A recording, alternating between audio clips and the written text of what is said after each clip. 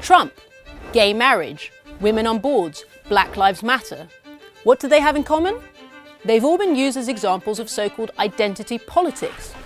It's the idea that groups are calling for special treatment based on race, religion, sex, or other characteristics. And some fear that a politics based on protecting narrow group interests rather than broader political movements can be dangerous.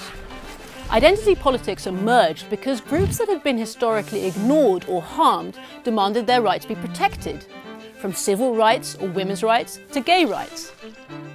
The idea was that safeguarding these rights makes society fairer, more tolerant and more equal. But some now think that these protections have gone too far. By focusing so much on their own rights and interests, they threaten the rights of others. If you oppose affirmative action, you may be labelled a racist. If you comment on a woman's appearance, you might be called a misogynist or a sex pest. The belief that political correctness has gone too far fueled the rise of Trump, whose campaign was nakedly un-PC. And it isn't just a Western phenomenon either, nor is it new. India's ruling party espouses Hindu nationalism, sometimes at the expense of the country's Muslim minority. So identity is part of politics everywhere, and probably always will be. But there is a way forward, and it starts with resisting the temptation to see politics as a zero-sum game.